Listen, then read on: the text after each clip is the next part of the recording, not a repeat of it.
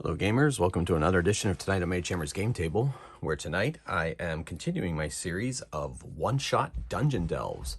And in this series I am going to be doing just a one-shot dungeon, and I'm going to be generating that dungeon with Axbane's Deck of Many Dungeons. And this week's this episode's featured game system is Savage Worlds Adventure Edition. This is the most recent edition of the core rules of Savage Worlds. I have several other editions going all the way back to the first edition, which I bought off of a friend. And when I was doing the Explorers Edition, which is like the second or third edition, I bought the Fantasy Companion, and I'll be using the Fantasy Companion for monster stats for the dungeon. I'm using a random monster table I designed myself, and I'll be pulling those monsters from this Fantasy Companion.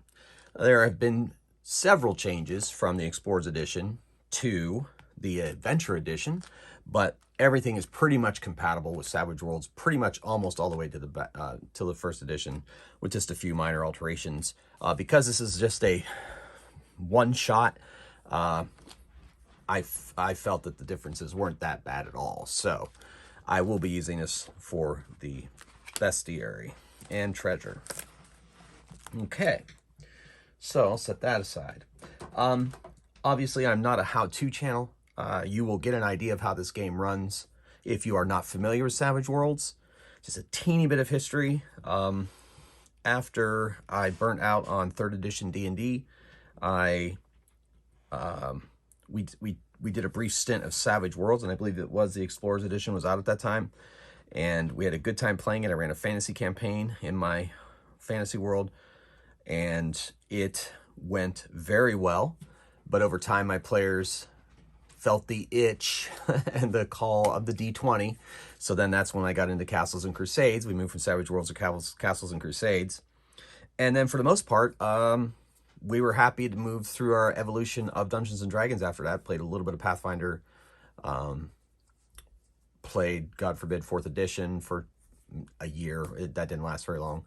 Then we went back to Castle Crusades, and then we went to D&D Next, did the play test with everybody else in the world, and then we ended up playing 5th edition for quite a bit of time after it came out. And I still, and to this day, I'm in a 5th edition game, but in my face-to-face game, I'm playing Basic Fantasy RPG. That's my go-to D20 game that I'm playing currently with my group. However, Savage Worlds has always been something special in my heart. I really like the system. Back in the day, I thought, oh, this is rules light, but then as I played it more and more, I realized, oh, it's rules medium crunchy. And I'm more minimalist these days, but I still admire this game, and I've chosen it as one of the games to feature in this series. So that's enough preamble. I think also those people who've been watching my channel are going to be refreshed to see a non-D20 role-playing game. Just something different out there. You know that I had my own system that I play tested on my channel, and it's a D6, runs with D6s. This one runs with the traditional dice, but it is not, it's not a D20 game. So I don't know. Anyway, so if you have any questions about Savage Worlds, obviously a quick internet search will find that for you. It's a wonderful company, Pinnacle Entertainment Group. I really like them, I guess. And so, you know what? I have not pulled this out and play tested it. I've not played the new Adventure Edition. I just backed the Kickstarter and I got it because I knew I was going to play it someday, and here I am. So I'm going to be rusty. But I think I've got it down. I did a little reviewing. I made characters from scratch. I didn't use pre-gens. So I think I'm there. I have a handy dandy quick reference rules sheet that I hope will help me in my own quest here to bring Savage Worlds to you all during this series. Well, that was a lot of preamble. So without further ado, let's get to the characters. Okay, so as always, I like to run 4 characters when I solo play. And so the first of those characters is Jilly. She is a human. Now, Savage Worlds is technically a classless system. There are many bolt-ons you can make to pretty much simulate the classes. The Fantasy Companion does a lot of that. Even the new Fantasy Companion that came out for Adventure Edition, yes, you can do that. But ultimately, it is a classless system, which is kind of interesting. So you can really get a lot of good modification to your character, customization, and so forth. But I pretty much have customized Jilly to be a traditional D&D cleric. She has the powers Holy Bolt, Healing, and Smite. And you'll be seeing those powers in play as we go. The next hero in this quest is going to be Kotor Hammer. Okay, Kotor Hammer is a dwarf, and pretty much I've made him in the traditional vein of a fighter. Then we have Tiptoe Shadowpool. He is a halfling, but he casts spells and is very stealthy. I was able to basically turn him into a magic user thief, I suppose you could say. Then I have Semba Foss. He is an elf, and I suppose we could call him a magic user, arcane magic. So, for the characters, I used the core rule book, period. I didn't use anything else. I didn't use anything out of this Fantasy Companion. I don't own the Fantasy Companion for Adventure Edition. I just want you to know that the characters and the game itself, with the exception of the monsters, I have pulled from the core book. And some of the monsters in this core book are in this Fantasy Companion, but the core book, this is pretty much a universal system, and it pretty much plays in every genre, like horror, science fiction, science fantasy, like superhero, fantasy, obviously, pulp.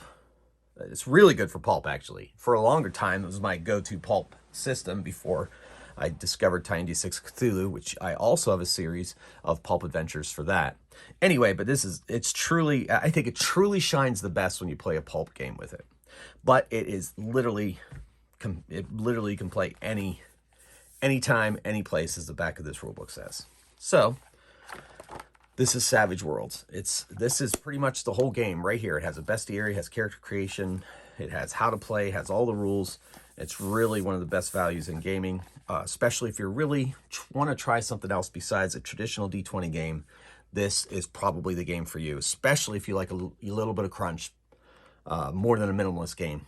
So, there you go. That's my little introduction to Savage Worlds.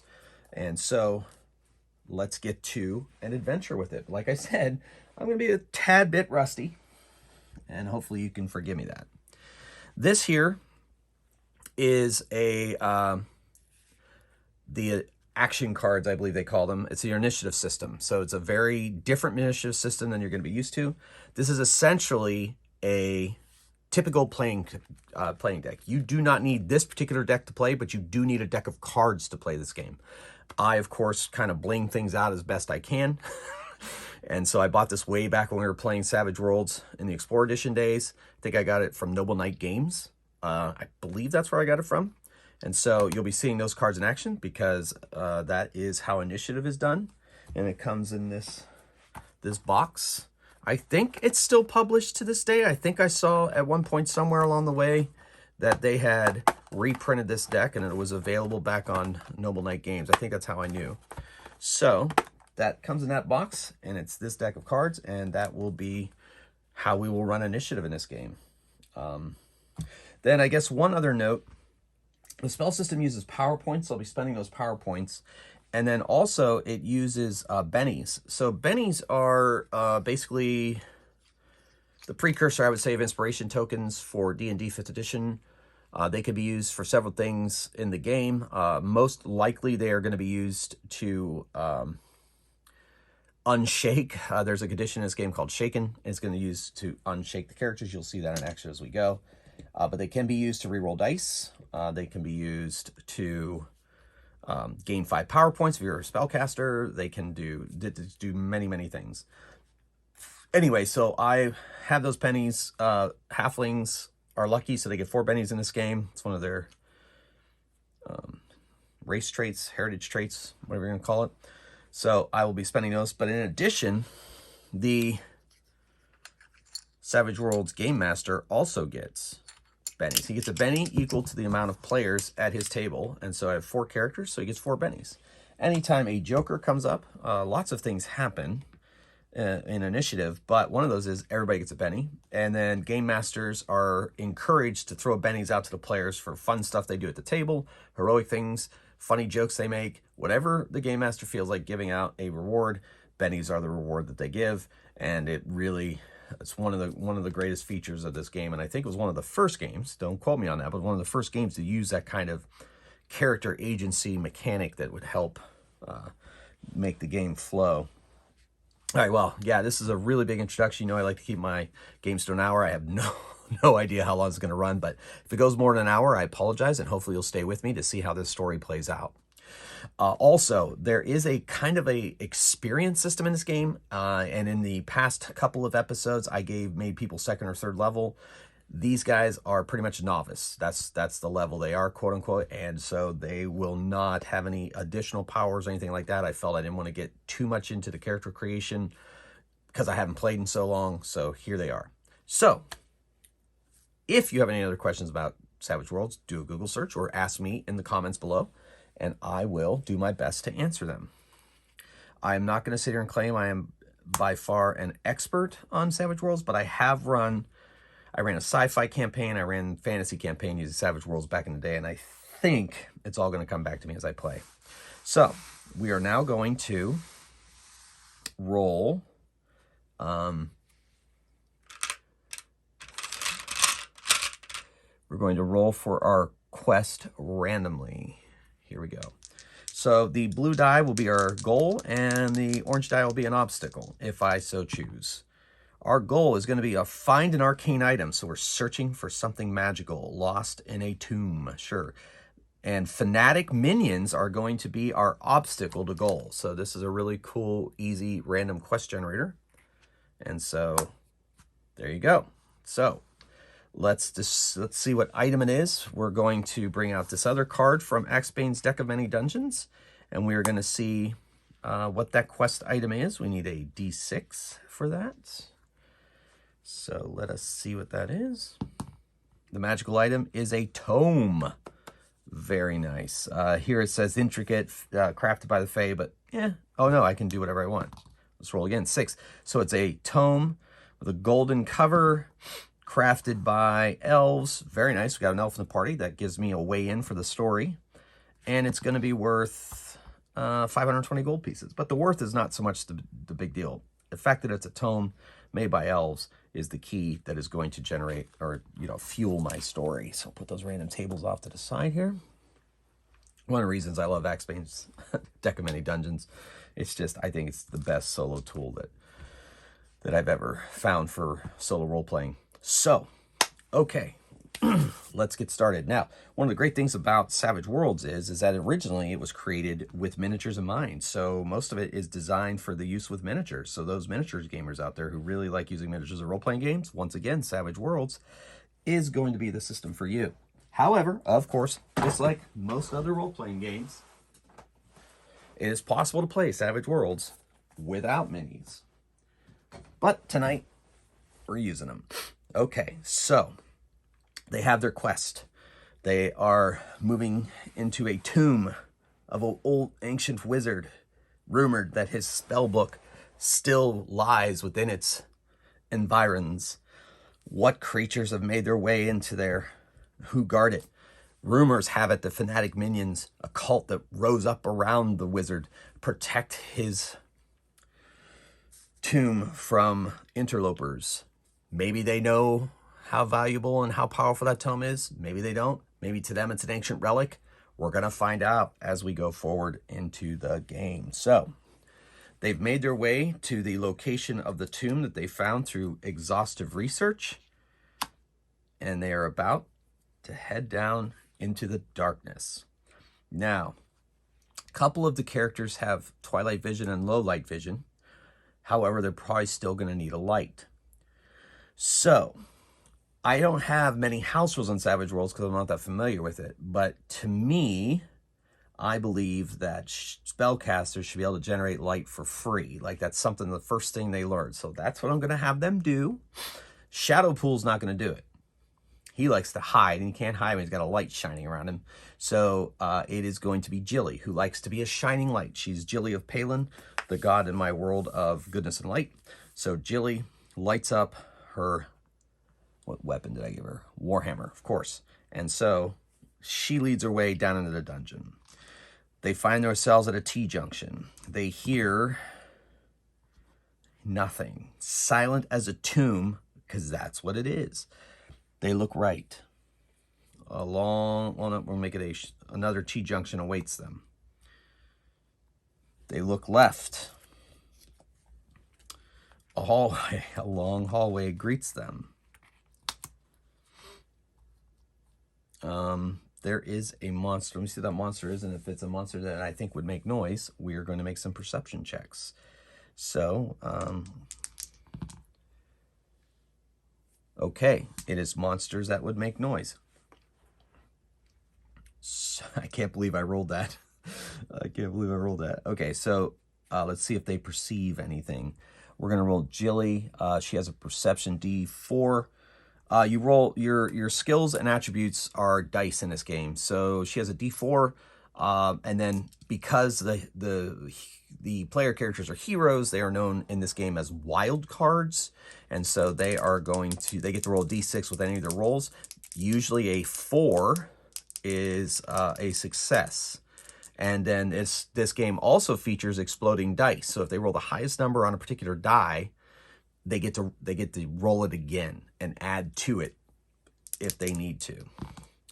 So, they roll a 3, the highest score, and so Jilly doesn't hear anything. Corbor, the dwarf, he has perception D4, so the same thing. He gets a 2, highest score of 2 on 2 dice, that hears nothing. Tiptoe Shadowpool has a perception of D4. And gets a 4 and a 5 and rolls a 5. 5 is the best score he gets out of both of these dice. You don't add these together. You're looking for a target number. So you go, I hear something down the hall. And so they become immediately alert. And the light apparently has attracted something because they come around the corner and they are everybody's favorite bestial human. I can't believe I rolled it as the first monster for tonight's dungeon. And that is orcs. That's right, folks. I rolled orcs. Can you believe it? So they're going to be coming around a corner here. And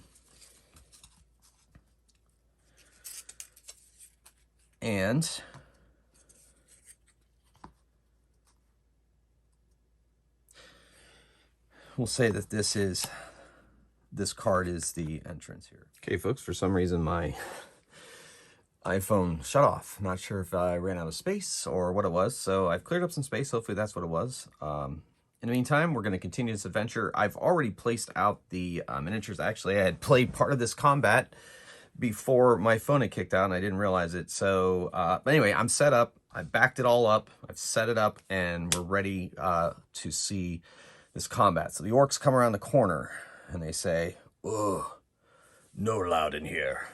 You must die." So orcs, not known for their diplomacy skills, have engaged combat, and so here we go. So we are going to go for initiative. Jilly, 5 of hearts. Ooh, Jack for Corbor. An 8 for Tiptoe. Ooh, a 4 for Semba, not so great. And a Jack of clubs for the orcs. So the Jack of diamonds beats the Jack of clubs. So Corbor is going to go first. And so his pace is 5. 1, 2, 3, 4, 5. So he is just shy of going to them. However, he can charge. And charging, maybe they don't call it charging in this game. Rush? I swore that there's a charge in this game. I'm looking on my quick reference sheet, and I'm not seeing it. Combat penalties. Oh, yeah, no? Okay, well, I thought you could charge. I don't think I'm going to take time to look it up. I just think, if it's not on this page here, I'm not sure why it's not here. Oh, well. He's just basically going to make a double move and move up on that orc and keep the orc from his friends. So that brings us next highest is the orcs. So these 2 orcs move up and they attack the dwarf. He's made himself available for that attack. So we'll get those attacks out of the way. This first one attacks. Now, this is a gang up bonus. So this orc gives this orc a +1 to his attack. So it's going to be his attack. He has a fight score of fighting D6. So he just rolls a D6 to attack. And he rolls a 5. He's trying to hit Corbor's parry. Corbor's parry score is an 8, so no go. The dwarf easily dodges his attack. Even with his +1, he got a 6. +1, he still didn't do it. The other orc attacks. He needs a roll. Yep, he missed. This other orc moves up, and this orc moves up, and that's all they're going to do this turn. All right, so that now brings us to the 8 of spades, and that is Tiptoe Shadowpool. Tiptoe has some power points, but he's not going to spend them right now. His spells are kind of aggressive, but they're more utilitarian, I guess. Anyway, so he is going to, I guess he's gonna, they've already seen him. He's gonna move up and make himself available if his friends need his help. So his pace is 1, 2, 3, 4, 5, and he's gonna move, double move, and that's it for him. Then the 5 of hearts is Jilly. So Jilly has a couple of spells, powers, but healing, holy bolt, and smite, but she's just interested in going and helping her friend. But since her pace is 6, 3, 4, 5, 6, not enough, she moves up on that orc to kind of get a gang up bonus, but also to kind of distract that orc from attacking her dwarven friend. And then finally, that is Semba Foss. Now Semba has a spell, as an area of effect spell that could take them all down, and he'd rather not do that. So he's going to move. He's going to move, and he's going to target this guy here. I believe the range is his casting damage is a 12. So it's just within range. He's going to shoot that one with a fire bolt. And so he's going to use, I believe bolt uses a single power point. It might use 2 power points, actually. Let me double check.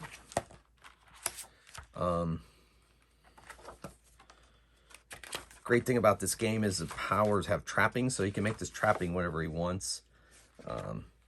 It's pretty cool, but he likes fire, so his bolt is going to take the form of a burst of, or like a fire bolt, literally flying towards him. Does take 1 power point. Smarts times 2 is the range, so I'm actually well within that range. His smarts is a D12, so that's 24 spaces away. And 3d6 with a raise. So he is going to make a casting roll. His spell is a spell casting is a D12, and he gets a D6 because his wild die. And he needed to get, he made his casting roll. He didn't quite get a raise. You need to get a 4 as the target area, and he got a 7. If he had rolled an 8, it would have been an additional D6 of damage, but he is successful in casting the spell. Bolt sends damaging bursts of energy, streaks of holy light or shards of matter toward one foe. No range penalties, but the arcane skull is affected by cover, illumination, all other usual penalties. Yeah. So basically, you treat the spell cast roll as a range attack, kinda. And so he does hit, and it's just a traditional 2d6 points of damage. The orc has a D8, or not a D8, it has an 8 toughness, and he needs to roll 8 or higher to injure the orc, and he does not, but he did spend a power point, and so he's down to 9 power points, and his spell is ineffective. So that brings us to a new round of initiative. So you put these cards into a discard pile, and you deal out more. Jilly, 6. Corbor, Queen. Tiptoe, Jack. Semba, 8. And the orcs, an ace, so they get to act first. All right, so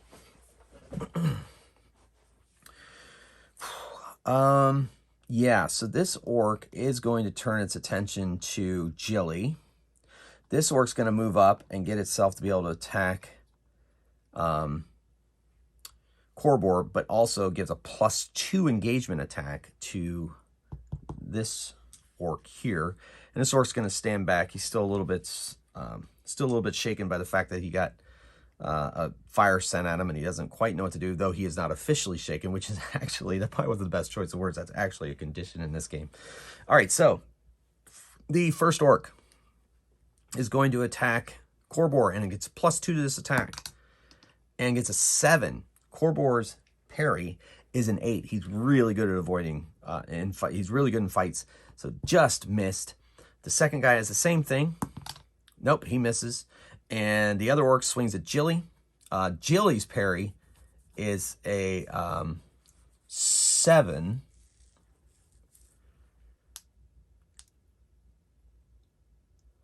Armor and shield. Sorry, I just took me down. These.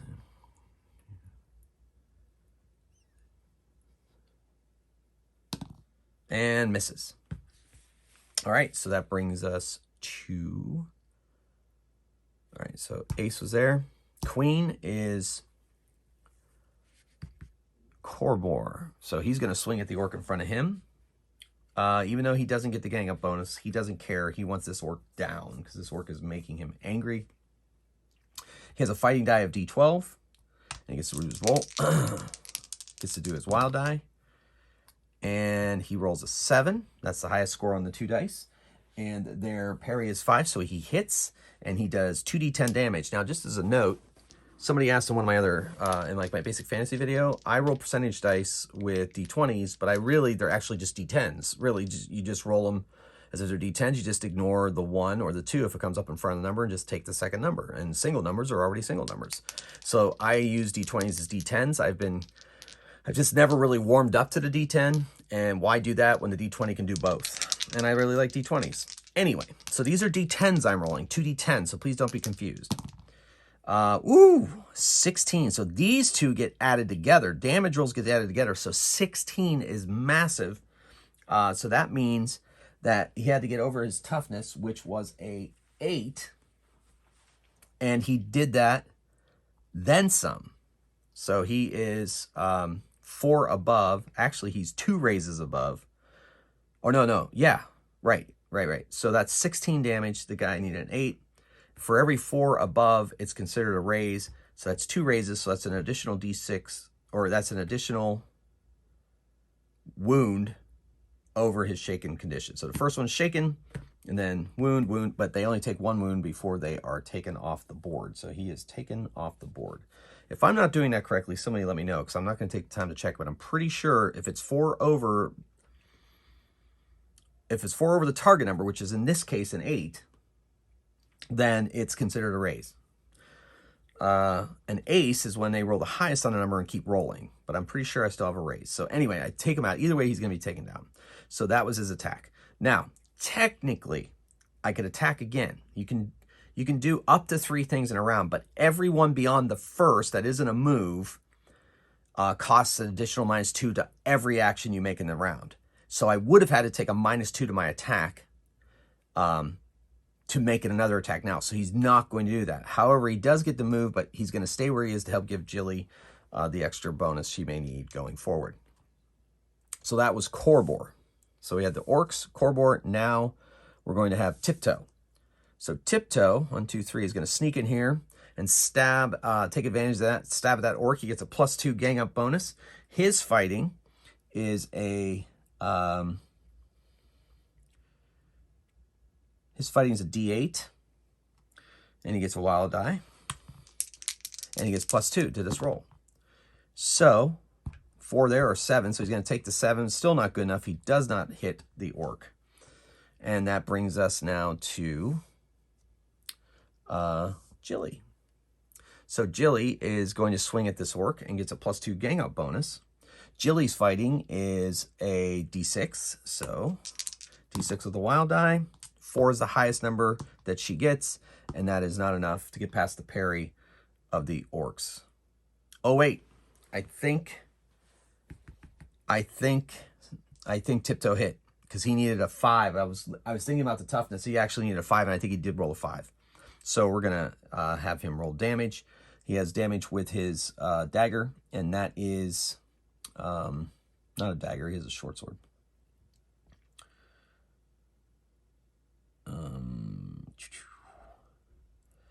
Oh, looks like I may have forgotten to give him weapons. Short sword. I'm pretty sure short sword is a D6. So D6 and his strength is a D4. So he's rolling a D6 and a D4 for damage. And his D4 aces.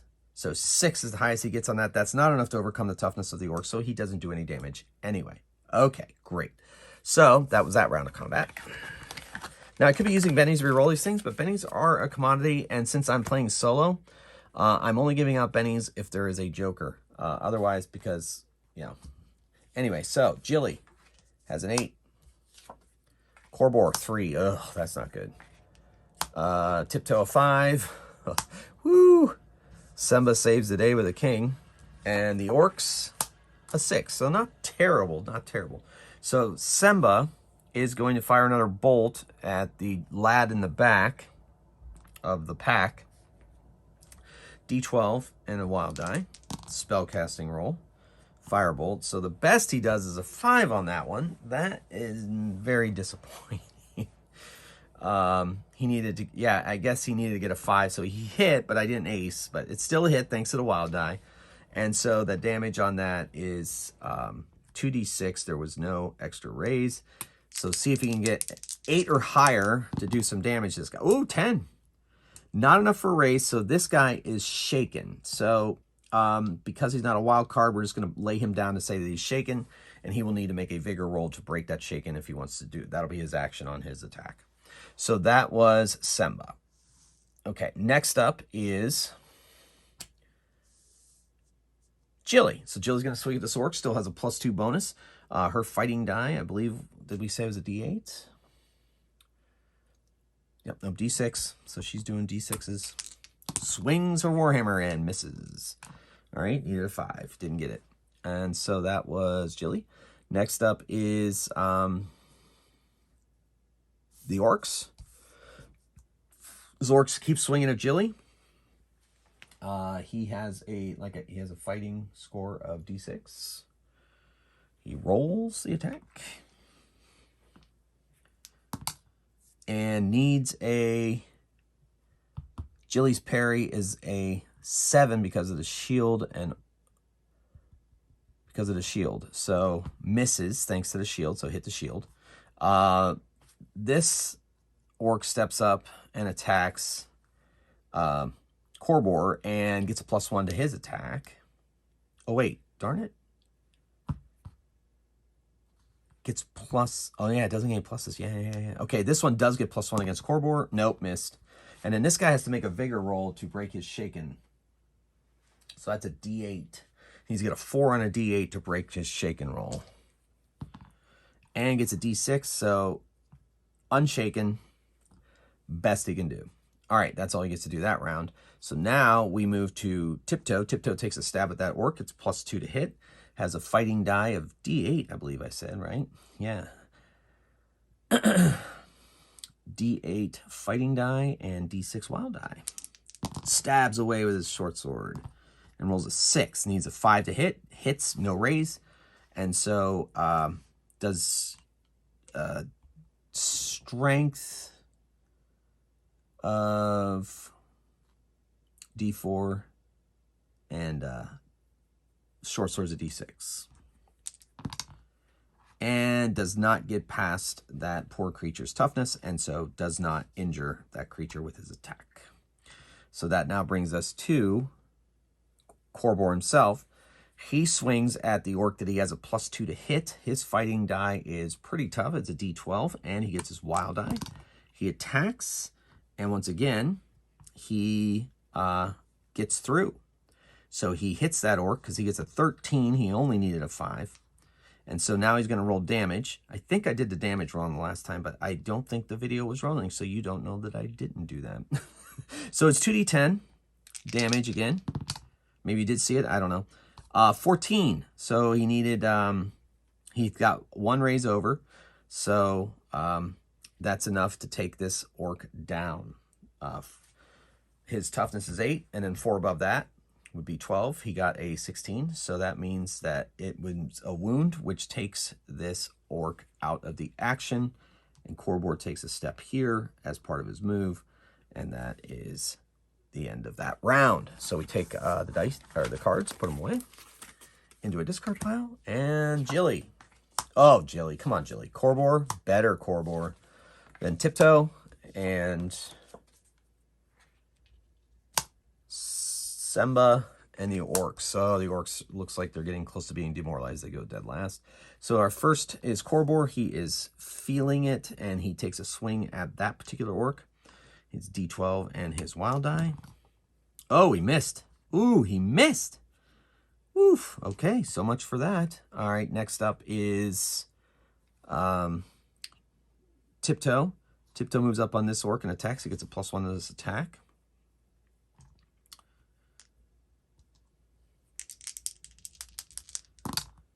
And, ooh, aces. 12, 17. So he definitely hit. And then he does D4, D6 damage. And 4 aces. So that's 5. Not enough to get over the tough, or 5, I'm sorry.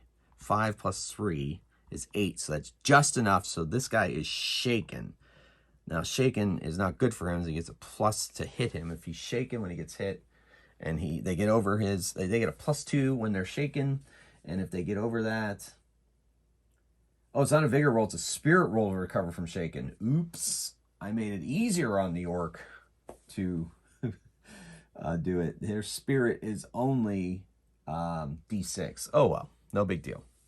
But he's down and shake. If you're shaken, I believe they get a +2. It doesn't say that on this paper, but I'm pretty sure you get a +2 to hit them if they're shaken. Maybe not. Maybe it's just damage. Anyway, it doesn't matter. He's down, and so that brings us now to Semba. Semba moves up. I'm not going to use a PowerPoint at this point. Doesn't really want to use his... I didn't really give him a weapon either. We're just going to give him a dagger. Okay, he's not going to use it right now.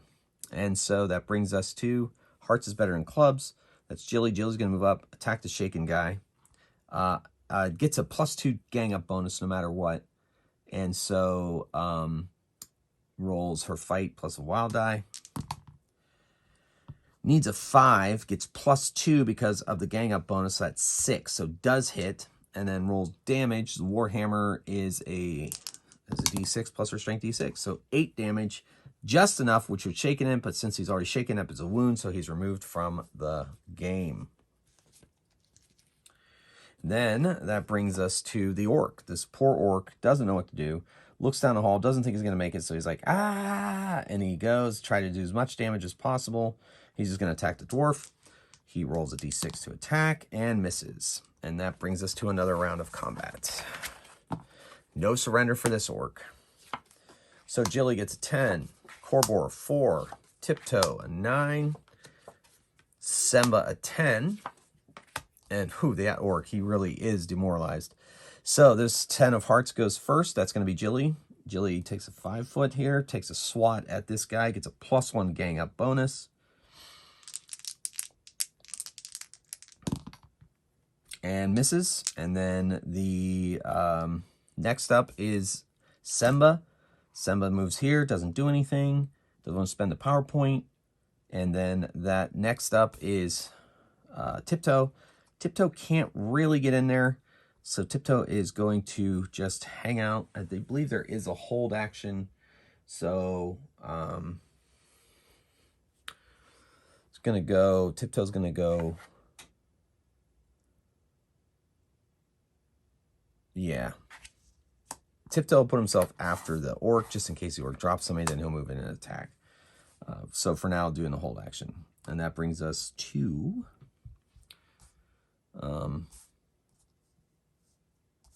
Corbor. So he takes a swing, gets a +1 gang up bonus on this guy.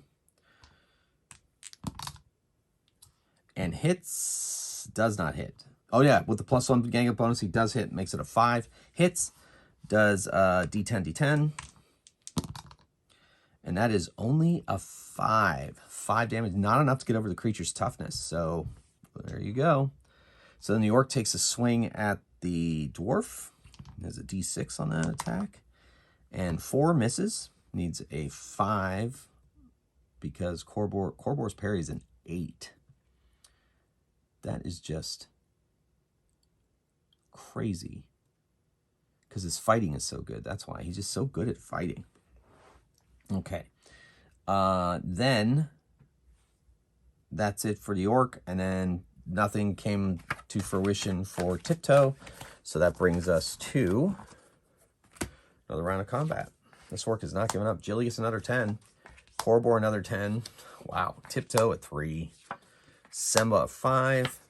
And a 7 for the orc. So he's in a little bit of shape. But the spades goes first. 10 of spades goes first. That's going to be Corbor. He takes a swat. Gets a +1 to hit. And, ooh, aces. 18. That's a +1 to hit. Or that's definitely a hit. And he does damage. I'm gonna have to check acing on attack rolls. See what kind of bonus that gives. It's gotta give you some kind of bonus. Anyway, so the damage though is 2d10.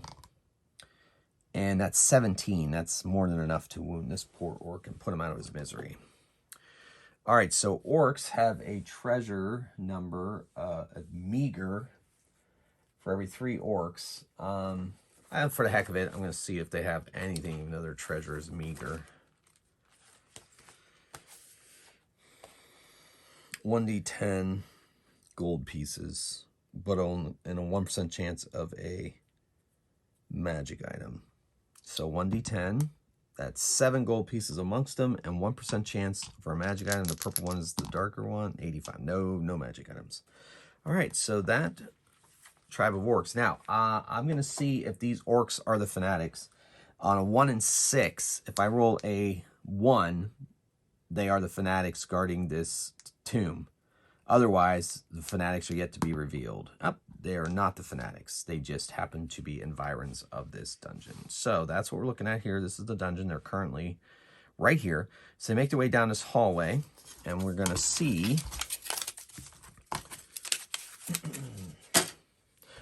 what is down this hall. Let's see what it turns into.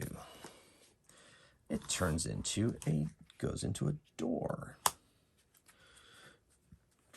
So, check out the door. Listen, nothing. Go to the next door. And, yeah. Now, I have a perception check. Listens there, doesn't find anything since there's no monsters in there. They open a door, so it doesn't appear locked, and they find smashed furniture and an armoire.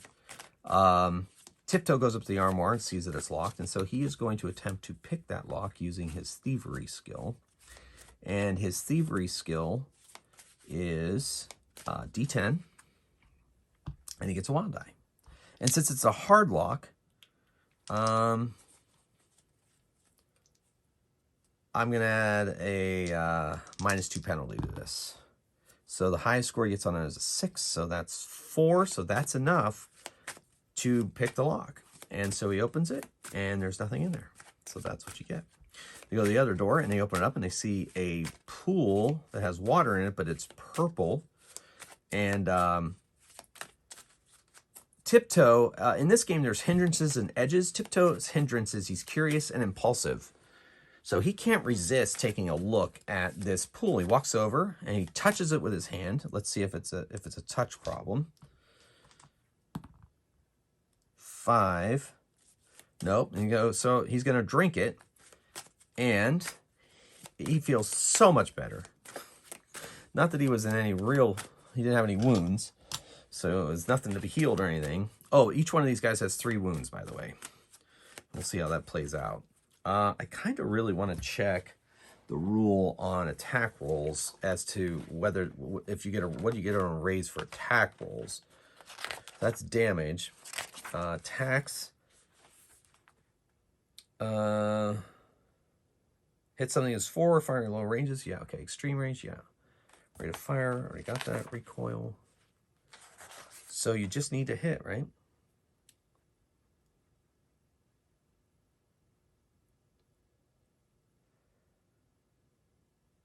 It doesn't say anything. Okay, rate of fire. Yeah, it doesn't say anything about getting raises on attacks, just on damage. Because damage, bonus damage, well plus attacks more likely to hit a vital area. If your hero gets a raise on his attack roll, regardless of how many raises he adds, +6 to the final total. Okay. Okay. Bonus damage applies to all attacks. Okay, so they get the raises on the attack roll, then they roll their damage. If they get aces, they keep rolling, and they get an additional plus d6 no matter how many raises they roll. Okay, so I was kind of doing that right, but kind of in reverse, but okay, but now I know better. Now I understand. Like I said, I'm a bit rusty on this game. So he did pool, that's it. So they're like, well, nothing else here. And the book's not on the bottom of the pool, he says. So they go back around. They go back here. This is going to be a dead end. And so they're going to go see what is down this hall. Man, there is a lot of hallway in this wizard's tomb.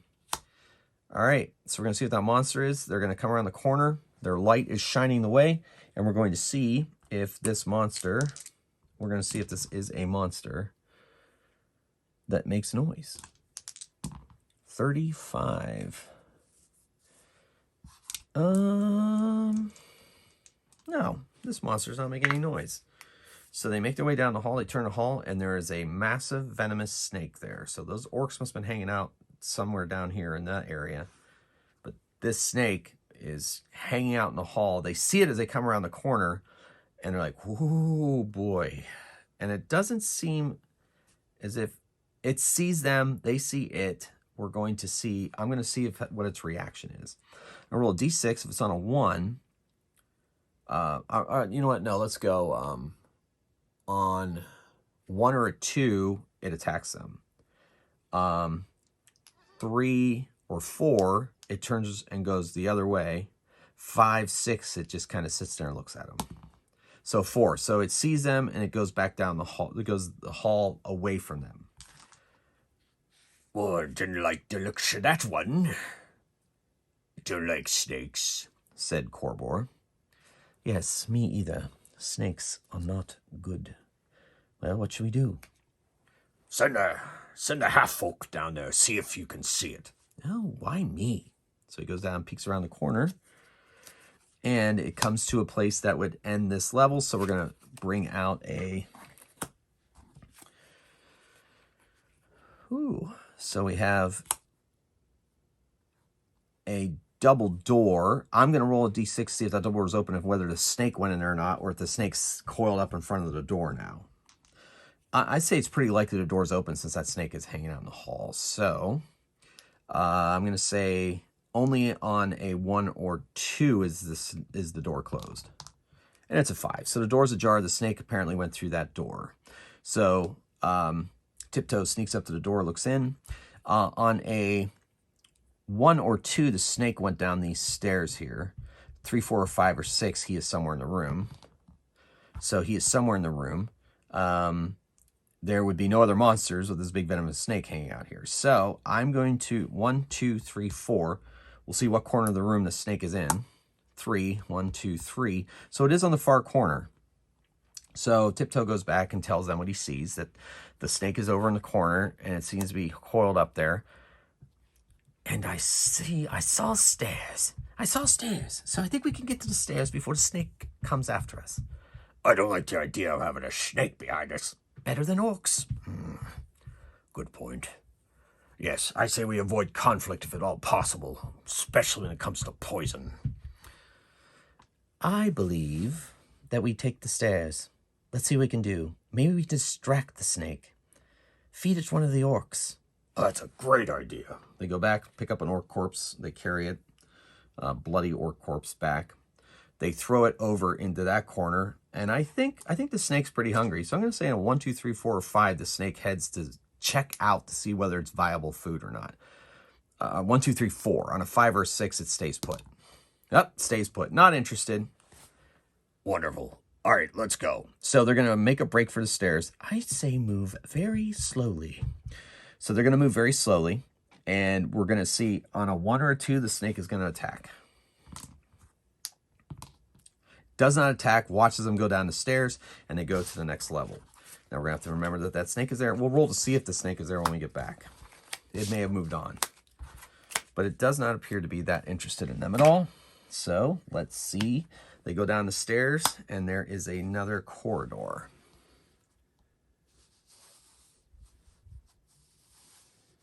All right, so downstairs, there's some rubble. And they look left, and it ends in a double door. And they look right, and it's a hallway. Okay. So, which way? Let me go have a listen. So, tiptoes down to the double door. And I'm going to have him listen. His perception is a D4 and a D6. Ooh, got an ace. Ooh, cool. So there is a monster in that room. So let's see if it's a monster makes sound. If it is, it's definitely one that he heard. 22. He didn't hear anything. I don't hear anything. Check it out. So Corbor walks up, opens the door, and they look in, and there's like a faint glow over by this crack in the floor. And teeming around that crack, it appears to be about 6 glowing beetles that are pretty big. Close the door. Fire beetles. Seen them in the underground many times. There's an altar in there, but it doesn't appear if there's a book on it. So I say we save this room and come back to it in case we don't find the book anywhere else and search it thoroughly then. Because I don't think it's in there. Very well. Guys, I wonder how well this wizard hid his book. I don't know. Well, according to the research I did, I believe it is probably on display somewhere. That the rumors of these minions, probably since they worship it. So, there you go. All right, let's go down this hall. So they head down the hall, and there's a trap there. I'm going to see, I'm going to have Corbor leading, and we're going to see if Corbor can notice it. So his notice is only a D4. Ooh, 6, 7. So yeah, he needed a 4, and he... Oh, stone trap, I see it. The stone is weird here. So we're going to call the PC's first level, so 10. It is a spiked pit trap. Yes, that stone is different. Good news is we might be able to jump over it, or we can get something to put down over it. Well, but it does span the entire hall. That 5-foot area there is just a pit ready to happen. Well, 5 feet, you say? Jilly, I think you should stretch out across there, and we walk on your back. Oh, I guess that's an okay idea. I'm pretty heavy. My back is strong. So that's the plan. So Jilly lays herself out over there. Semba goes down and keeps watch. Tiptoes next, and then Corbor goes last, and then he pulls Jilly quickly over, and they do not trigger the trap. And they have a hallway of doors, and yikes, a whole other T-junction. Because I'm running out of map space, I will say this is a dead end, but this will spread up. They check out the doors. They find nothing in there. There's a chest. I better check that chest. So he goes up and he tries to pick the lock using thievery. And it is a very hard lock, so I'm going to have -4 to this roll. Oh, it's a very intricate lock. There may be something very valuable inside this chest. And so he is going to use his thievery skill, which is a D10, and then he gets a wild die. And it's -4. That brings it down to a 3. He is not successful. I can't break it. Ugh, stand back. So I'm going to have... No, don't make too much noise. Ugh, what if the book's in there? If we don't find it anywhere else, like you said, we'll come back and check it out. So they go in and ransack this room. They don't find it in there. They don't find it in there. So they go and look around the corner, and what they see is another double door. So we'll see what that monster is, and they're going to go up to that door and see if they can. 43. Yeah, I like that. Yeah. Well, 34. And that 43 is what I rolled. But 34... Yeah, no, we'll go 43. Okay. So he goes up to that door, and he tries to listen. Perception. Gets a 5. He hears some talking. I hear bestial voices. Humanoids for sure. I'm not sure what language they're speaking. Proceed with caution. So...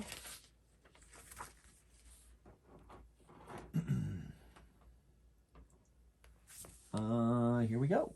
So they get ready. They ready themselves for their jump into this room.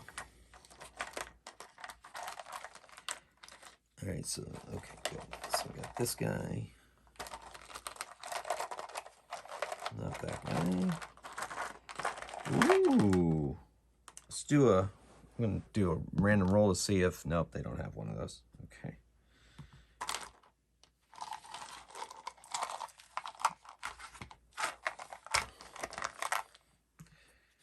Okay, I will say that there are 4 of them.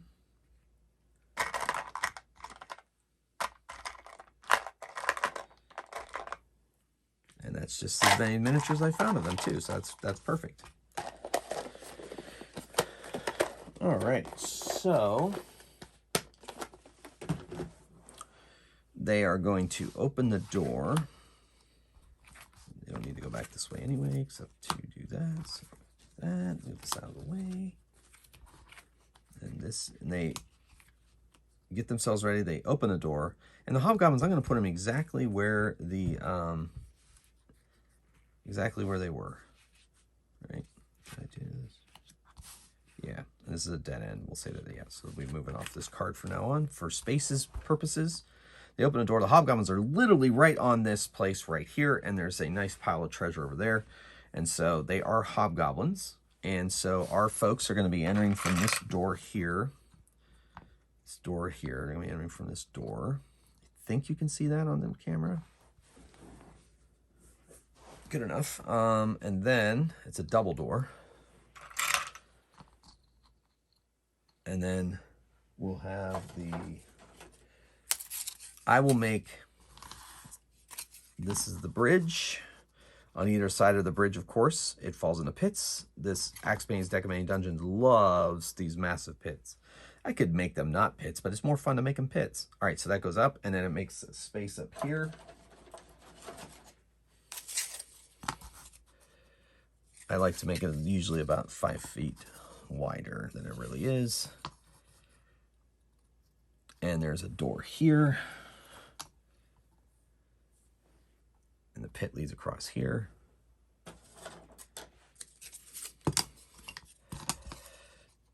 So pits, non-pits, lots of treasure, door over here.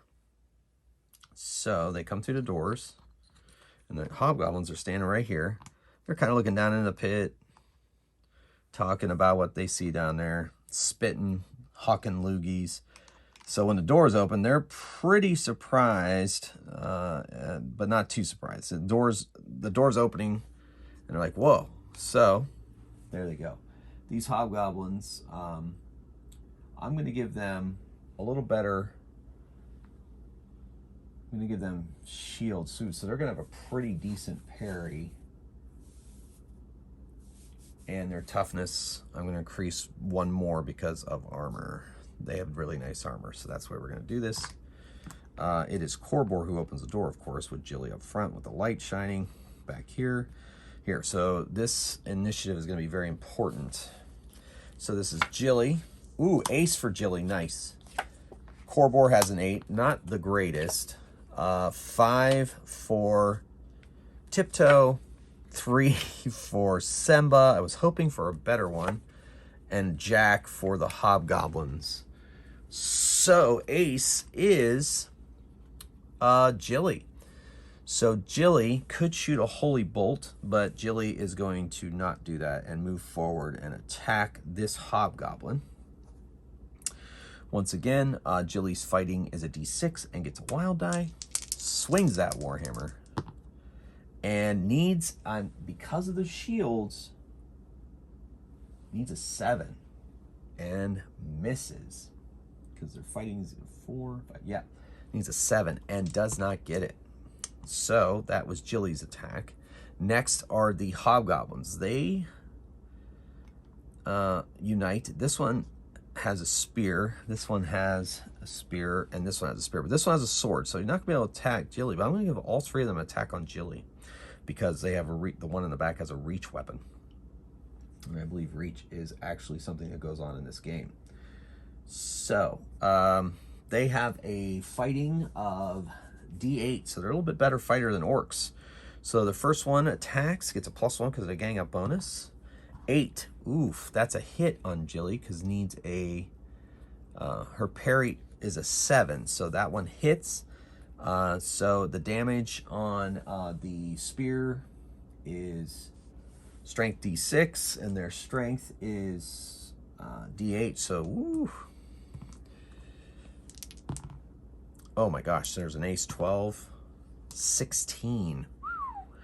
All right, and didn't get a raise, but just hit. So the 16, Jilly's toughness is 9. So 16, 9 minus 16 is 7. So that is shaken, and 4 above is a wound. So that is not great. So she's going to spend a Benny to try to soak that attack. And so a soak roll, that's when you make vigor. Make a vigor check, and you try to get, she spends a Benny to make a soak roll, and that soak roll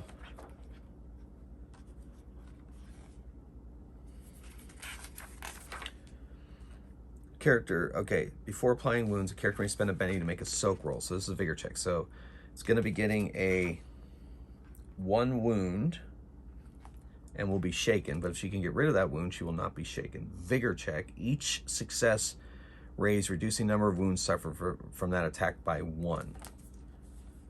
All right. So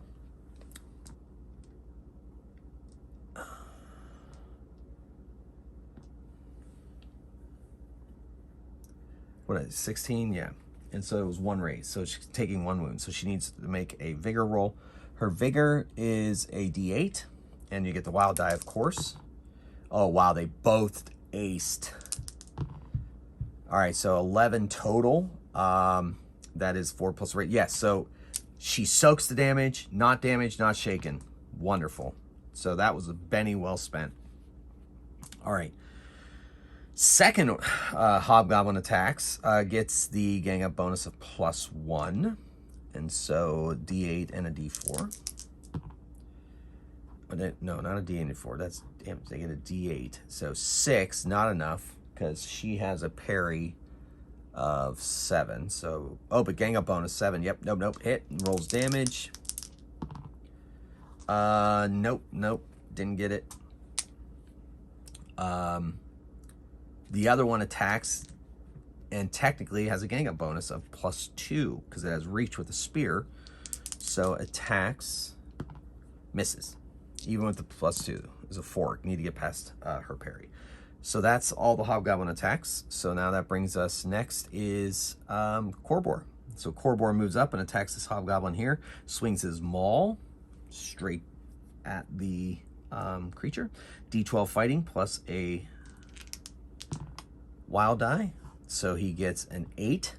He needs a 7. He hits through the shield, and now he rolls his damage. 2d10 damage. No raise. And he gets a 9, which is just enough to shake the creature. So I'm giving him an 8 toughness, so he is shaken. All right. And then next up is the is Tiptoe. So Tiptoe is going to move up to the bridge, through the doors to the bridge there, and that's it. And then Semba is going to cast a bolt at this guy here, spends a power point, makes a casting roll, and 6, 4, 10. So that's one, he only needs a 4 for ranged attacks. So that's 1 raise, so he's gonna do additional d6 of damage. So he's doing 3d6 damage. And that is 12 damage. So that is, they have a toughness of 8, and that is enough for over to give it a wound, and so he is removed from the game. So that was a bolt well spent. And yes, so next up is the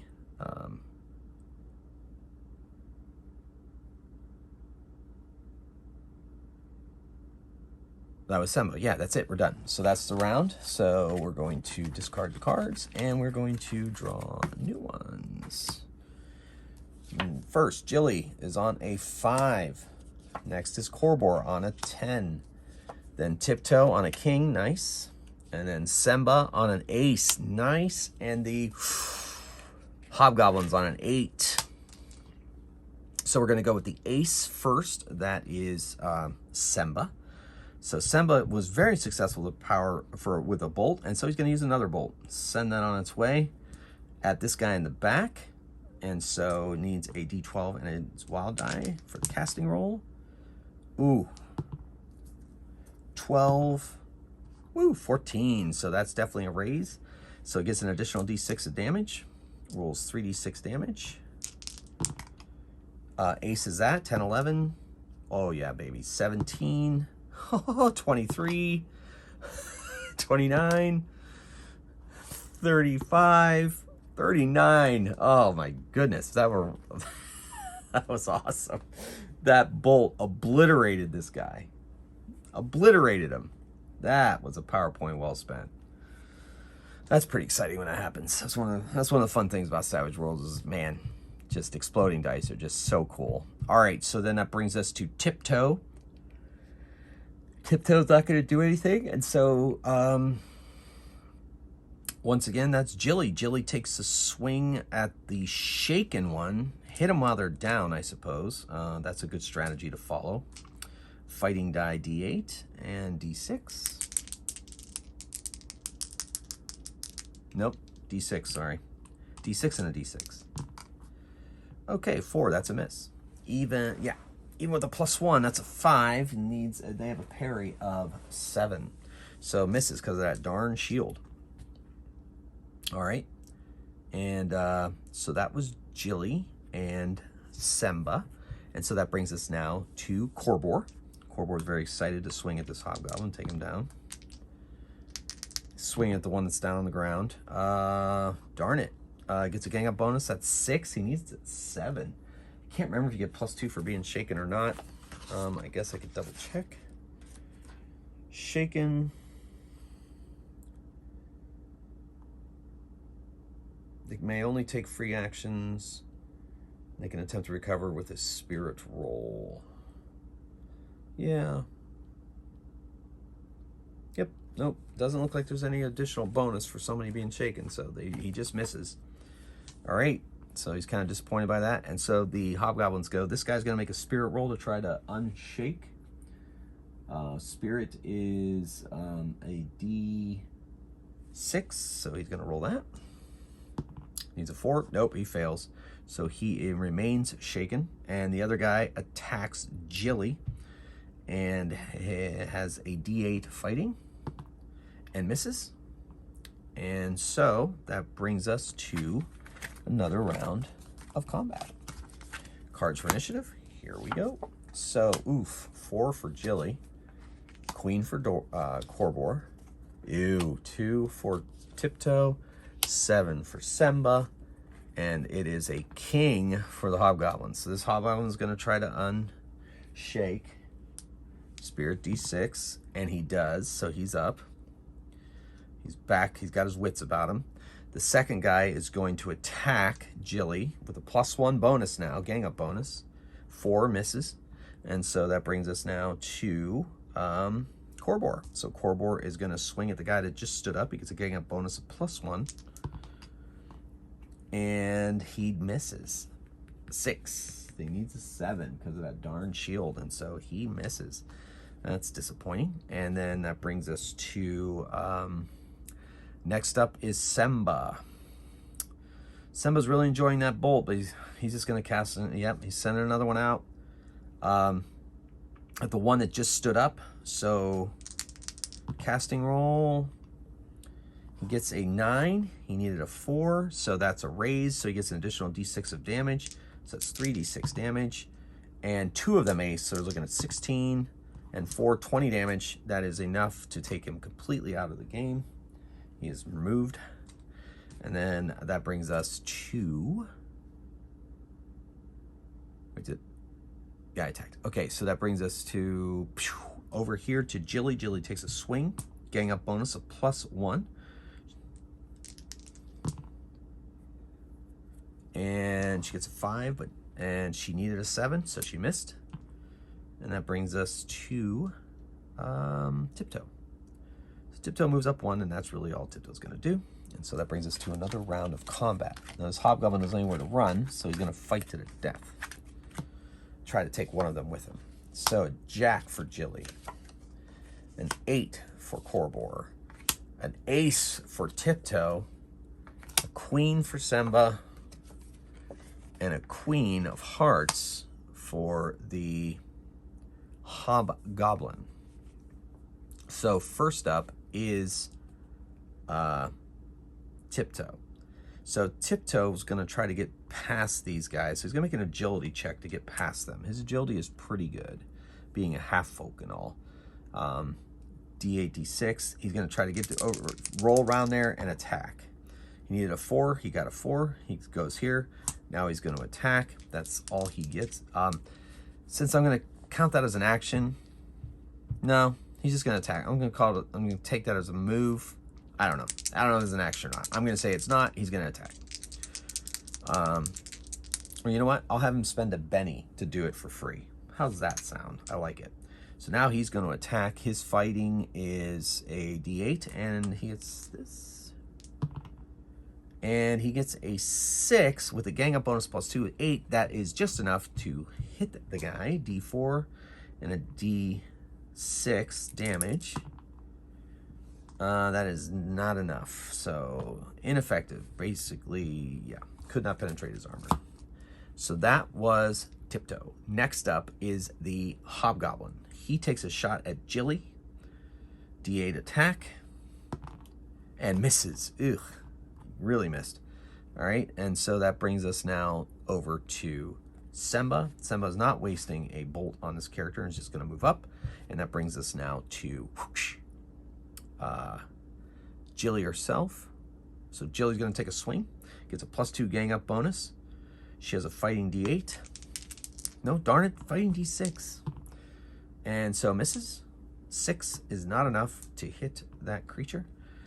And then that finally brings us to Korbor. He takes a swat. He gets a +2 bonus to this attack.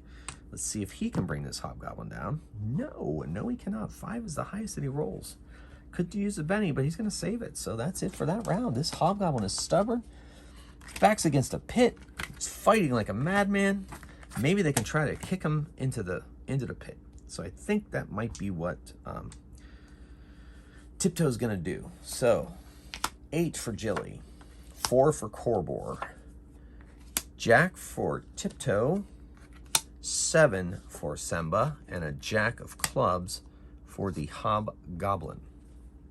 So that brings us to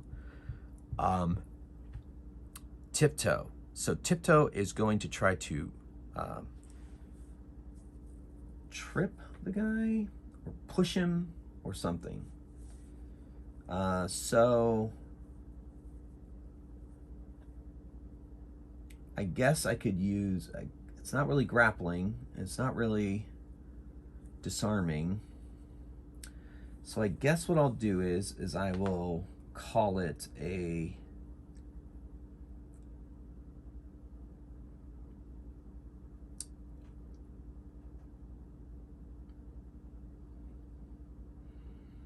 yeah, so I'll have him I'll just have him attack. It is kind of cool to, yeah, no, he's still gonna have to get over his parry. That's all there is to it. So he's just gonna attack anyway. So he has, he's the one with the D8 fighting, our little street fighter here. So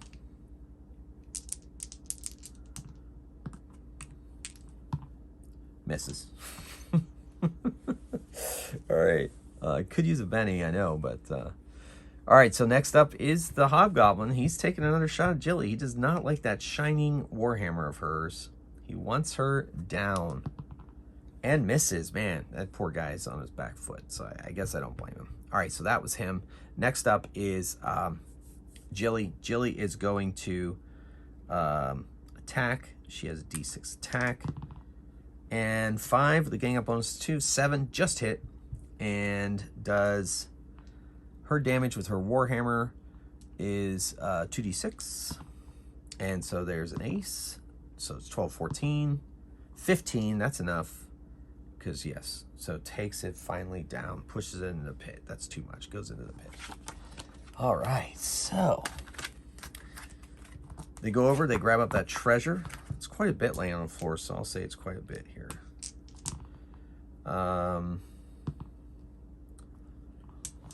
140 gold pieces, so they collect that up. And he listens at that door. And let's see what's on the other side of that door.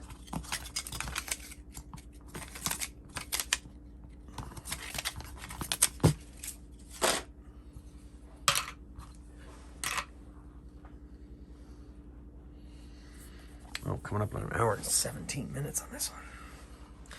All right, lots going on. So they go to that door, and it is a room. Now, normally, I was saying at the beginning of this series I was going to try to do 3 levels, but based on, depending on how long the games go and so forth, I think I'm going to make this the final room in the 2nd level, and I'm going to replace that final room with the goal room.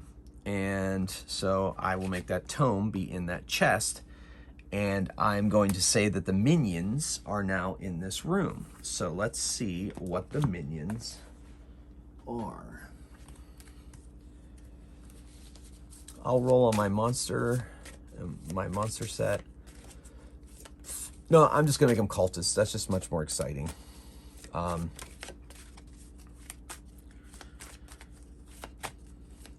And they've been staying in those rooms on either side. Yes, so they open the door, and you see a long hallway, and there's a shining light in the room beyond. There's 2 doors to the left and the right, about 25 feet up, and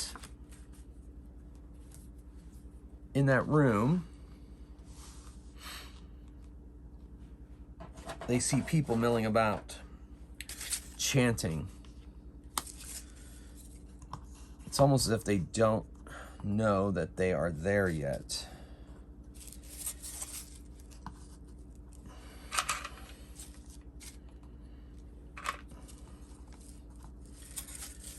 Then it goes out. We'll bring it out to here.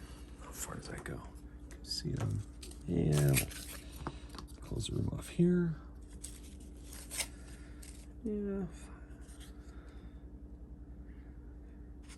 That's good enough. We'll make it a little bigger of a room.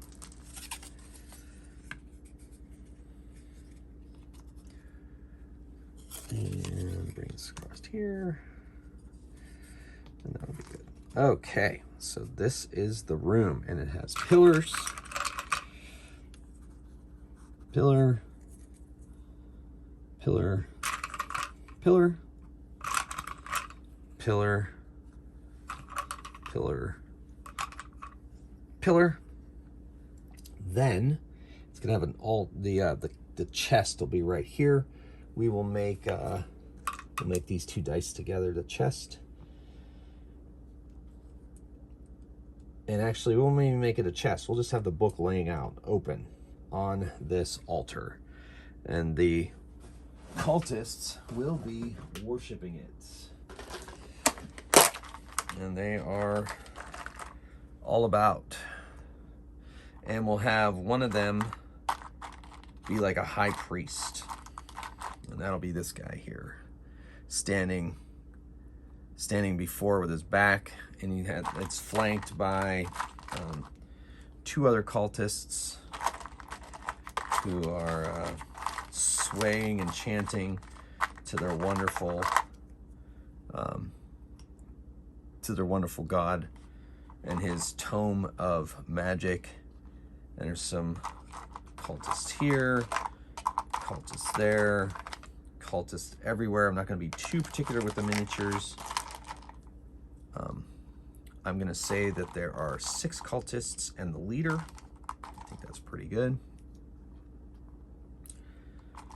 And just place them down there randomly ish. So that's 3, so that's 6, and the cult leader. And into combat we go. So they're down the hall here. They're chanting. I'm going to see if any of them notice. They do. And this guy knows, hey, and he points like Spider-Man meme, pointing. And so, interlopers. This guy's going to be a wild card. He's going to have 2 wounds, and he himself has 2 bennies. So these are going to be his bennies. And so here we go. Initiative.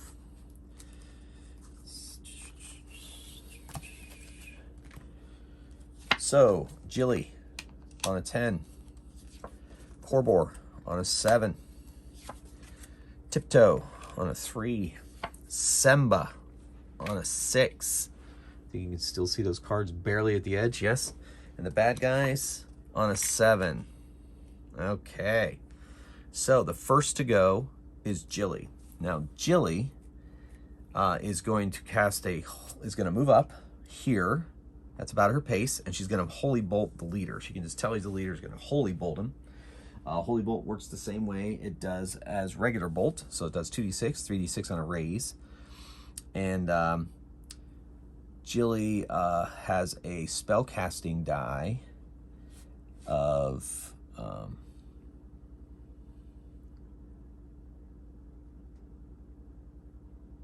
just gonna spend PowerPoint. Or maybe 2. Yeah, bolt's 1, sorry. Where is her casting? Hers is faith, so D10. She can roll D10 in her wild die. She casts the holy bolt at him, so that's a 6.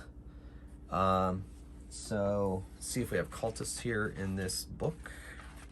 If not, I should be able to handle it.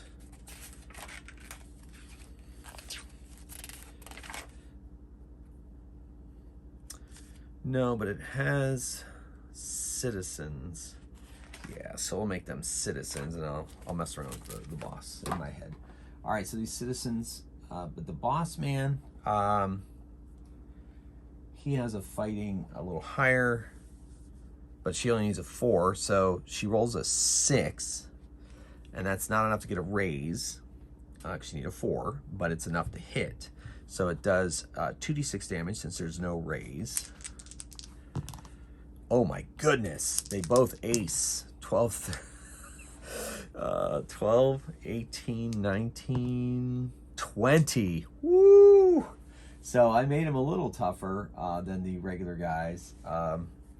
But and he is a wild card. So right now, 20, he has a toughness of, I'm just going to say he has a toughness of 7. So 20 beyond that is 13. Yeah, so that's, wow. So that's 3.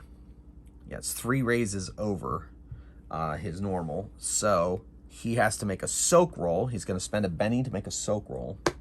And that soak roll, is his vigor is going to be a D8. And I'm going to give him, he also gets a wild die. So D8 and a wild die. All right, so he is successful, but he only gets 1 success on that roll. So that brings him down to 2 wounds, which is enough because he has 2 wounds to begin. I think you only get to spend 1 Benny on a soak roll at a time. I might be able to just suspend that rule. Let me double check soak rolls. After rolling damage for applying this vigor check, so character soaks all. Okay. Characters can't soak more than once per attack, but may spend bennies as usual to reroll the vigor check if they're satisfied with the result. So that he's going to do. He's going to spend another Benny to make that vigor check. No, fails it. And I'm going to use one of my DM bennies to do that vigor check. There's an ace. 9. So 9 reduces the wounds to 2. So he has 1 wound and he is shaken. So that was worth those. So I'm going to put a little marker next to him. I'm going to put a die next to him to mark that he has 1. No, I'm just going to track 1 wound. We'll do it with a die. So his wound is here. He has 1 wound remaining and he is shaken. And so that was Jilly's Holy Bolt attack, which, you know, that was a lot. So hearts, spades is next. So he is going to make a spirit roll to break that. Now, his spirit is pretty high. He also has a D8 of spirit, and he gets a wild die. And he makes his spirit roll and is unshaken, but still has 1 wound. All right, so I'll put this over here to track his 1 wound so we get it off the field of battle. So that's his action this turn. Yeah, fine. All right, so then these cultists move up and clog this space to protect their holy book. And their leader, and these 3 get in there and attack Jilly. So they're hitting with D6s, fighting D4s, so swinging with clubs. Ooh, wow, all 3 aced. Holy moly, that's hilarious. All right. They are going to need it to hit, too, so that's crazy. All right, so a 7, a 5, and a 6. And Jilly's parry is a 7. So only one of them hits, does D4, D6 damage. And does 4 damage, not enough to do any extra damage to Jilly. Okay, so now we come on over to Corbor. Corbor does 1, 2, 3, 4, 5, just enough. Gets up on this cultist, takes a swat. 8, oh. 7. You know what? Another one may have hit because of the gang up bonus. So let's roll damage on that one. So 6, that's not enough. Her toughness is 9, so she's not getting through that. Now we're going to go to the dwarf attacking.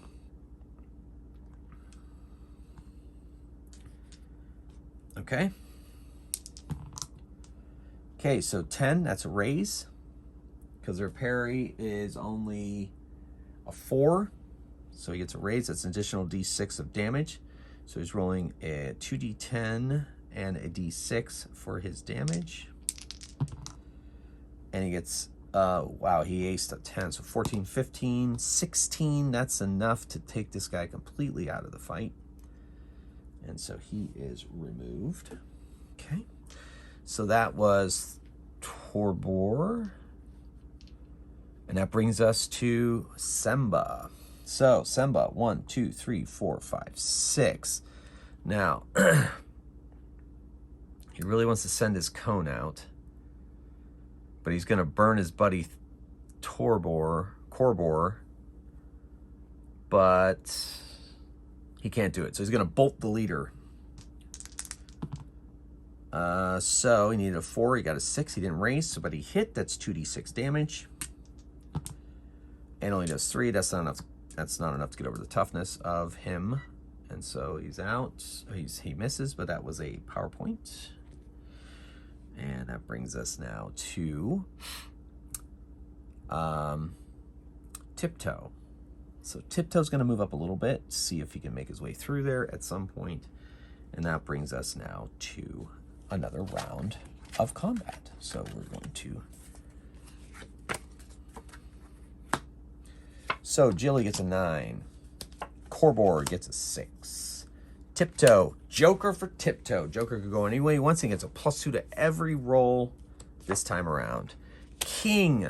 No, that's Semba. Semba. That's Semba. Yes. Okay. Then... Oh, no, I'm sorry. Tiptoe, I was right. Then that Semba gets a king. Sweet. Oh, my goodness.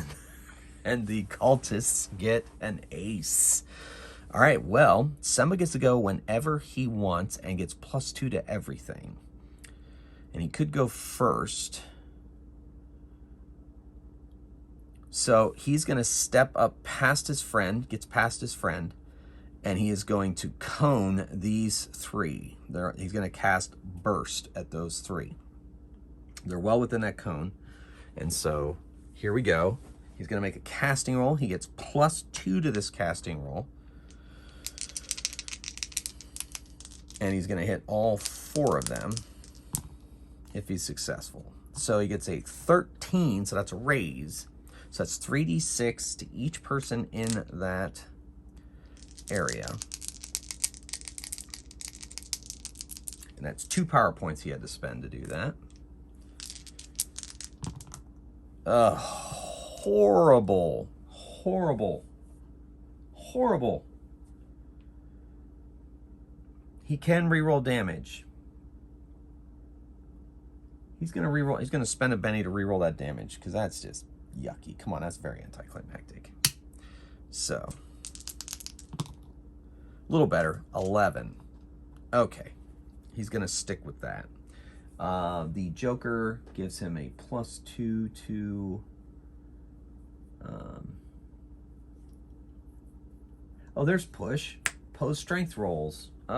Tried to push that Hobgoblin. Didn't need to, though. I just found it. Okay. Anyway, so they are taking 11 damage. These guys have a toughness of 5. So that's at least 1 wound. So these 3 are out of action. Toasted on the ground. This guy, his toughness was a 7. And so 11 is 1 raise, so that's going to be a wound, but he is going to spend one of my GM bennies to make a soak roll. And he needs to get a 4 on his vigor. And he absorbs that 1 wound. So, but it's only 1, so that means he is shaken, but he's going to spend another benny to not be shaken. Okay. So he is up and at them. There's 2 other cultists remaining. So that was the Joker. And everybody gets a Benny, by the way, including my wild card and each one of my characters. Okay. So he has another Benny that he can spend now thanks to that Joker. So that was his turn. Next is the Cultist. So this guy's going to move up on him, and he's going to attack the elf. These 2 are going to attack Jilly. All right, so attacking the elf, he gets a +1 gang up bonus. He has a D8 fighting, and he gets a wild die. And he doesn't get an ace. He gets a 6, which is enough to hit Semba, who has a parry of 5. So he rolls damage. He's going to do a D8 and he's going to do 2D8. Oh, he's going to use, shit. I'm going to use a Game Master Benny to re-roll that. That's better. 11. So Semba's toughness is 5. So that means he is taking a wound and is shaken. So he's going to spend a Benny to make a soak roll. His vigor is a D6. And he gets 1 success, which removes the wound, but he is still shaken. He's going to use another Benny to unshake. He does not want to be shaken. Okay. So that brings us now to the other 2 cultists, and they attack Jilly with their meager D6s. They get a +1 gang up bonus each. So 4 misses, but 7, 8 hits Jilly and does D4, D6 damage. And that is 5, and that is not enough to get through her damage. All right. Oh, I forgot. Since the wild card has a -1 wound, a one wound, he has -1 to all rolls. I keep forgetting about that. All right. So that's the bad guys. Next up is, oh my gosh, I gave the Joker to Semba Foss and not to Tiptoe. Darn it. All right, so whatever. Tiptoe now is going to go on a king and really can't do anything. So that's okay. How about this? The halfling gave his Joker card to the elf. I don't know. I messed that up. I'm sorry. It's okay. It's still, it's still fun. All right, and that brings us to Jilly. Jilly is going to take a swat at one of these cultists. Get rid of these pesky cultists. Jilly has 2 D6 and a wild die to attack. And, ooh, gets a 5 plus a gang up bonus on that guy. So that's a 6, so he hits. Don't believe it's a raise because they have a parry of 4. So no raise, but does a D... This is his damage. Oh, my gosh, so 6. Well, that's enough. I think it's only enough to... yeah, it's only enough to shake the guy. So at least he's down now. No extra bonuses there. All right, now we go to Korbor. Korbor takes a swat at the guy that's been shaken there. He goes to hit him, and since he's on the ground, he gets a gang up bonus of +2. So that's a 7. That's enough. He does 2d10 damage. It's not a raise. It's almost raised, but not. And 12 is enough to finish this guy off. And he takes a step up here. All right. So that's that. So that was a crazy round of combat. I messed up a little bit, but, still fun. All right. So moving on. Oh, what happened? Am I out of focus? That's weird. Looks like it's still recording. I guess I'm going to finish this out, but it went out of focus. What is... Oh, wait. Low battery. Hopefully it is still recording. It's been a crazy night, folks. All right, so let's finish this out. Jilly, 9. 4 for Korbor. Tiptoe, 4. Oh, my gosh. Semba, Jack. And the boss man, an ace. I love it. So this cultist attacks Korbor. Aces, 8. 12. 16. 19. So that's 1 raise. So he does an extra D6 of damage. So D6, D4, D6. All right. So he does 8 to Korbor. Korbor's toughness is 9. So he does not get through his toughness. That was crazy. This has been crazy. I love it. So that was that cultist. But the leader attacks the elf again. The elf does not have a chance to get out of here. So the elf is going to take an attack by the leader. He has D8 and a wild die. And he gets no gang up bonus. And that's a 4. He's going to save his remaining Benny not to re-roll that. So he needed a 5 to hit Semba. But misses, and he's just not going to spend the Benny. He's going to need that for a soak roll or something. So he misses, and so that brings us now to Semba. So Semba is going to make a fighting withdrawal, or withdrawal from combat.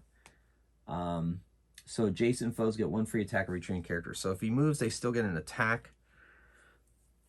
So instead, he is just going to put a bolt in this guy's face. And he gets a hit. I think he just got a hit. And it does 2d6 damage. So that's 8 damage. This guy has a 7 toughness, so that's going to shake him. And he is going to spend a Benny to unshake. That's it. He's out of Bennies. And that brings us to Jilly. So Jilly can technically attack that guy there. Gets a +1 gang up bonus. Swings her Warhammer.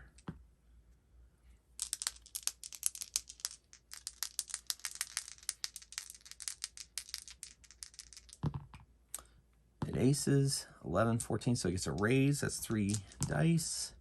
Oh my gosh. 2 aces, 12, 14. Oh, 26 and 620. Oh yeah. So obliterated that guy. So he's out. And that brings us to Spades is next over clubs. So that is Tiptoe. Tiptoe's going to blind the leader with a spell. All right. So has to make makes a spell casting roll. That's D8 plus his wild die. And gets a 7. So he needed a 4. Didn't get a raise. But blinds the guy. Like, does a flash in front of his face. Double check the power blind. He was successful. Power suffer blurred vision or complete blindness with a raise. All right, so, because I didn't get a raise, it's -2 penalty to all actions requiring sight. So the -2 to everything at this point. Okay. Oh, that requires sight, attacks and whatnot. Okay, cool. So he is blurred. I'll put a green next to him to remind us of that. And that was Tiptoe's action. And now that brings us to Korbor. Korbor moves up, takes a swat at this guy, gets an additional +1 to hit. And gets a 9, which is not enough to get a raise. Game parry 6, I think. Yeah, so no raise, but definitely hit him. And so gets to roll 2d10 damage. And gets 9 total damage. I gave the guy a 7 toughness. So that's enough to shake him. So he is now shaken with 1 wound. He has he's -1 all his rolls. I keep forgetting that because of his wound. But, you know, that's fine. All right, so that brings us to another round of combat. And Jilly a Jack. Korbor an 8. Tiptoe a Jack. Semba a 7. And the bad guy a 5. I think this is going to be it for this guy. And so we're going to go Jack of Hearts first. That's Jilly. Jilly walks up. Puts... I'm just going to smash him with her Warhammer.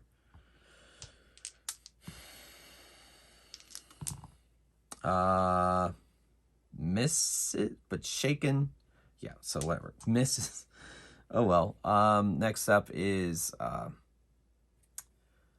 Tiptoe. Tiptoe's going to sneak around here and attack. +3 bonus on this attack. 6. That is just enough, I think, for the parry. Yes. So hits. Does a D4 and a D6 because it didn't get a raise. So that's only 5. That's not enough to do anything. So then that brings us now to Korbor. Korbor is going to take a smash down on this guy's head. Okay, so he got a raise, so that's additional D6 of damage, so 2d10 and D6. He does 9, 14. That's going to be enough to finish our cult leader off. Semba walks up, closes the book, puts it in a pack, sees the cover. It is the book, and they make their way back out of the dungeon to get their reward and bring the tome back to their employer. Well, that was quite a run. Thank you so much for sticking with me on that. And until next time, what game am I going to choose next? Let's find out. Till next time, keep on rolling dice and playing games. Mage Hammer out.